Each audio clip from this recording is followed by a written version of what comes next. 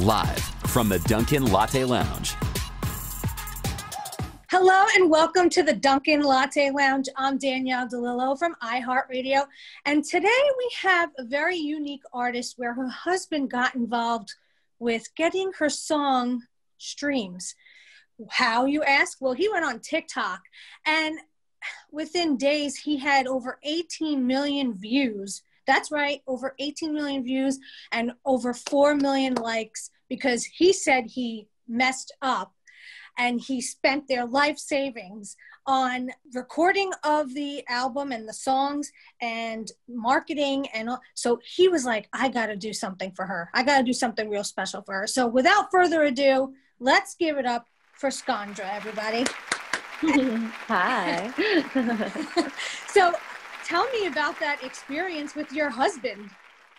Well, yeah, I guess I didn't have any plan on how to release this song and video, and we had put so much work into it. And the original plan was to release it in March of this year, but then the pandemic hit, and you can't play any shows, and you can't tour, and you can't really market albums the way you would normally. So I let it go, and I said I would just release it later. And then as the months went on, I got frustrated and I said, okay, I want to do this, but I don't really know how to get it out properly. So he had this idea of getting the counter up. And to me, that seemed like a video game. Yeah, yeah, so exactly what I was thinking of. Is this about art and appreciating art, or is this just a video game? So for me, it wasn't intuitive to do that at all, but it worked. And what was so cool is that not only did I gain streams, but I actually gained like a full fan base from it that actually loved the music. So it worked out. Is he looking for more employment? Because I could use his help for my own marketing. You can call me tomorrow. I'll hook you guys up. I'm gonna do that. Oh my gosh. So speaking of the pandemic and everything, what have you been doing during quarantine? Have you been writing and recording? Tell me a little bit about what you've been up to. I run an organization in Los Angeles called Treehouse, which is a monthly pop-up music and art event. And I had about 7 events lined up this year that I had to cancel. Every month I curate new artists who are independent from the Los Angeles area. And so my friend basically had this idea, why don't we do a quarantine concert for Treehouse? So we basically launched that for months. And we had like over 50,000 people perform, and like people from all around the world were submitting their work, and it was like really, really cool. So I did that for a few months, and I started focusing on writing again. I just felt like, creating community was more important than my own stuff. Tell me a little bit more about this Treehouse. How did you get it started? What inspired you to do that? About 5 or 6 years ago, I've been making art and music for a long time. And I noticed that because I usually just sit at home and lock myself up and make stuff all the time. Like that's pretty much my life other than like birthday parties. I was like, God, I got this message from a friend. She was promoting, I forget what it was a song or a film or something. And I felt like it was like a mass message, and I had no interest in looking at it. And it sucked because I like her a lot, and I felt bad for not being interested, but I realized that like the internet is so oversaturated with self-promotion. So I think Trio started because I was like, hey, friends, come over and show me what you're doing, because for some reason I can't seem to click a link. So it got within 3 months, it went from like 20 people to like 300 people. And then it just became a monthly event. We threw a festival in 2016, and we're just a part of the music culture in Los Angeles now. That's super dope. When I'm going out to LA, I'm going to let you know. When everything goes back to normal, I want to come and check this out, because it sounds like something that I would love, because I love new and emerging artists and up and coming artists and their music. And so that's so inspirational that you do that. Yeah. That's so awesome. Oh my gosh. Yeah, it's my first love. I love it. Oh, now tell me about Rivers, since we talked a little bit about what your husband was up to in the beginning of our conversation. What was your inspiration behind Rivers? Rivers, I wrote a while ago. I wrote it a few years ago, and it started as actually kind of I wrote it the kind of way that I'll be performing it today, which is like a very slow waltz acoustic song. It basically was just admitting to myself that the relationship I was in at the time was very toxic, and it was just kind of admitting that, even though I remained in it, and just kind of finding like an honest way of admitting that to myself, and that's basically what Rivers is about. And then it progressed into this like electronic pop song. Yeah, it's awesome. I love it. Thank you. And what's so interesting to me is as I was reading the lyrics to the song, I'm like, I can so relate to this song. I mean, as a young woman, I was in a toxic relationship as well, and just like really feeling what you were feeling. So Yeah. it really is a deep song. It's a deep track. I love it so much. Thank you. Yeah. And tell me about Tangerines and Ashes. Like, do you feel like you were feeling something similar to what you were feeling with Rivers, or was it completely opposite and new feelings? No, I think honestly the three songs are all about the same thing. I always like when I look at those three releases, I feel like Tangerines is the beginning, Rivers is the middle, and Ashes is the end, and it's kind of all part of a similar story. Ashes holds like a really dear place in my heart because it was me exiting that situation and being like, I'm gonna go succeed. I'm gonna go work, my butt off until I accomplish my goals, and you're not gonna sit here and hold me down anymore, and I'm gonna show you, and it's a little bit of that kind of song. And yeah, I feel like that is definitely the theme of this year for me.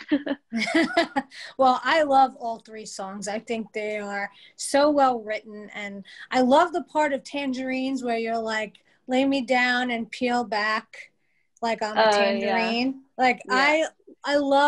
I love those lyrics. Like, thank you. and then you think about it like, oh, I never thought of that before. Right? You think there's something like sensual to it, and also sort of metaphorical. Yeah. all the good things. Yeah. Speaking of, is there one song of yours that's like your ultimate favorite, or any lyric or lyrics that you feel that you can say, you know what, this is the best thing that I've ever written and I feel so close to it? Yeah, I mean, I don't know if it's the best thing I've ever written. I feel like I'm writing my best stuff now. So it's like, you move on so quickly from old songs as a musician. Yeah. But I would say the end of Ashes, just like, I'm a girl with all these dreams, and if you give me a match, you should expect a flame. Like, things like that. And like, I hope the whole world becomes covered in the ashes, and it's like basically this, it feels like I can always relate to it. Every time I hear it, I get really like, yeah, it's like my, anyway, yeah. I love it. I think I'm going to quote you later on my Twitter. Great. I love it. You should. Oh my goodness. I love it. So Skandra, are there any artists out there that you're really loving right now? Is there a particular artist that you want to collab with? Tell me a little bit about that. Ooh, I feel like I've been really bad at listening to music recently, because I think what happens is I switch everything off so that I can try to not be influenced by it. But right. I just watched the new Billie Eilish music video where she took over the Glendale Galleria Mall, which is actually like right near where I live in LA. Oh my gosh. I used to go to that mall growing up. Yeah. And so I just like watching her go around the mall eating everything, and like just the theme of the song and her entire message with it to the people that were trying to like bring her down. I don't know. I really respect a lot of her work. I don't really listen to her music. I mean, I would, but you have to. Oh my gosh. I mean, I have listened to it, but like I don't listen to it. You know what I mean? Right. It's really good though. I mean, I really respect her work. Yeah. She's unbelievable too. You know, I feel like if you guys wrote a song and performed together, it would be the dopest track ever to like sit in a crowd and listen to. That would be pretty cool. I feel like we'd make something really emotional but really dark, and then like it would suddenly get dancey or something. I don't know. It would be cool. Exactly. It's exactly what I was thinking in my head. So there's a couple other questions I wanted to ask you. Like, what do you hope people listening to your music get? Like, what do you, when you're writing this stuff, what do you want your fans to feel? Or I was thinking about this the other day. I was talking to someone because they asked me if I write songs for the listener, if I write songs for myself. And I think the conclusion of the conversation was that I realized that there's like these moments when I was like a teenager where I think about being like in the backseat of a car with a guy and not doing anything, just talking and like staring out the window and being really just hanging out. Just like talking philosophy or something, smoking a cigarette, like drinking, you know what I mean? Just like these weird little moments that are really special, you know, and Yeah. or you know, trespassing and climbing to the top of a building and looking at the city, or like I don't know, there's like these little moments where they feel like you're gonna hold on to them forever. And they could be really meaningful or not, but for some reason that's like the exact feeling I want to create with my music. And I don't know how else to explain it, but it's like like a nostalgic feeling, but also feeling really like intimately understood. And Yes. I think that's probably the best way to explain it. I love that answer. So Yeah. why don't we get to your music right now and hear you perform your songs? Let's see, we're going to do Tangerines, Ashes, and Rivers. Yeah. Yes. Oh, I'm so excited. I can't wait to watch. Yeah. Here is Skandra with her music.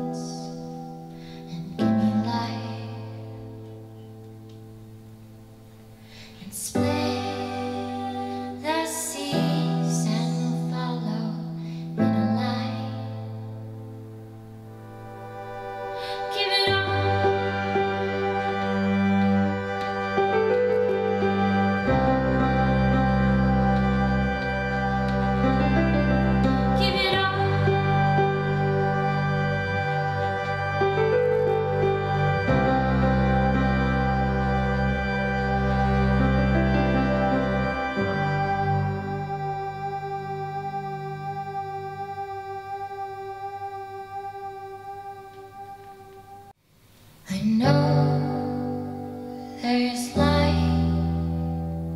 in you. I saw it one afternoon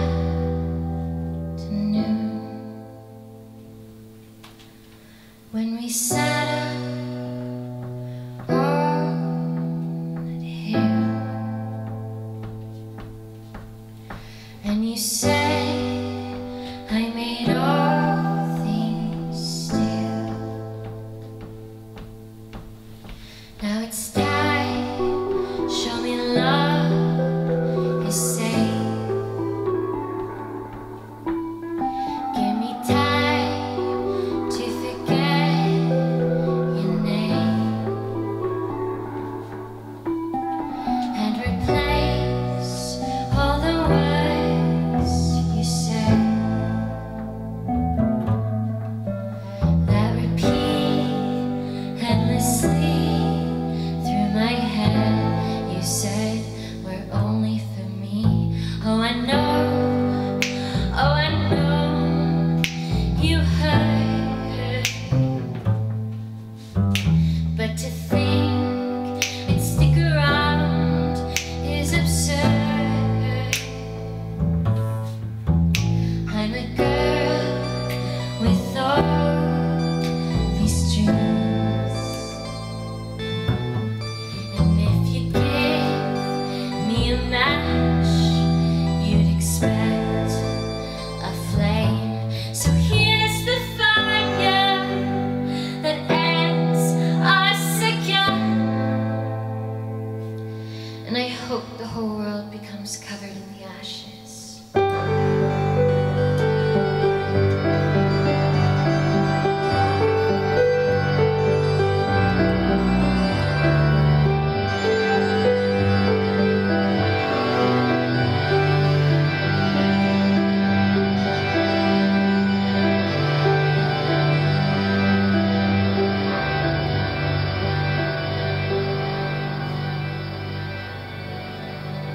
Do you fend it up without shame?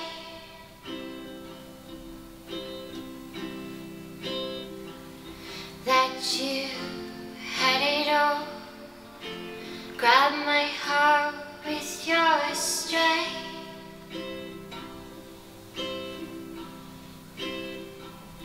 and I've never loved, never have felt this way.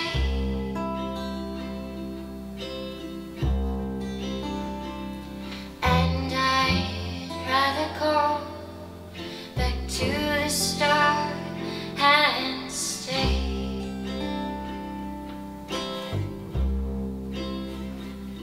where these rivers go. Feel that they're off dead, and if we don't know, let's learn with the current.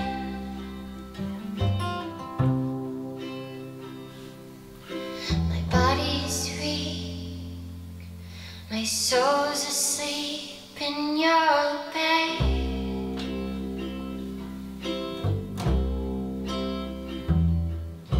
You live in me, I'm alive in you, no matter what we've said.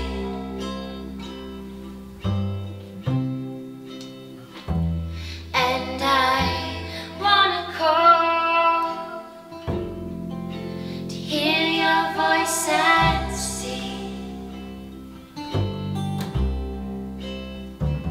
if in this world of fumes you're still amused to me,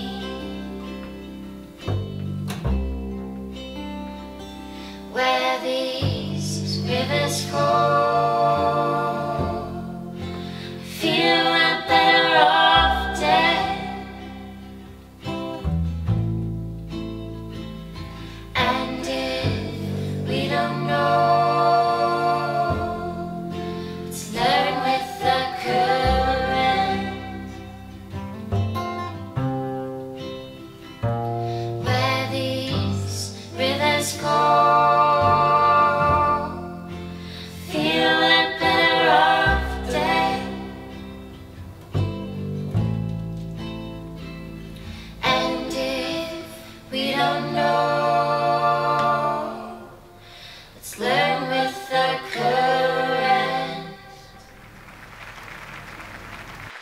Skandra, that was amazing. I love your performance.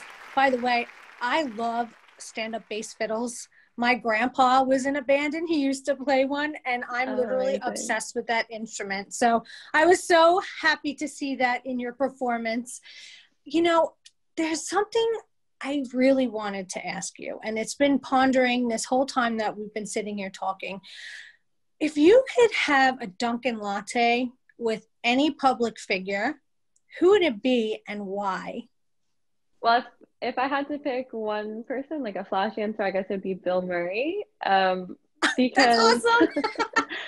I would just have this goal of seeing if I could really truly get to know him, because he always seems to use a sense of humor to kind of navigate through his public appearances, and there's like this almost sarcasm to it, and I think it's great. But I would love to just see, like, want to know who he really is, you know? Yeah, I love that answer. That's awesome. I love Bill Murray. He kills me. He just cracks He's awesome. me up. I know. You ever see the pictures of him going to bars in New York and taking pictures with people?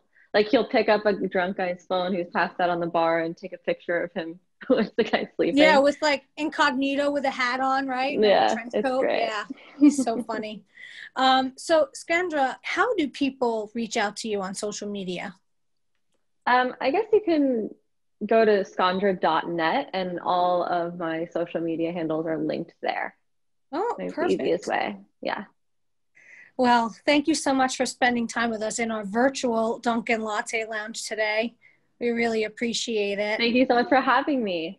You're awesome. And for more interviews and performances that you want to check out, go to dunkinlattelounge.com, and on social media, follow the hashtag Dunkin' Latte Lounge. Thanks so much. Live from the Dunkin' Latte Lounge.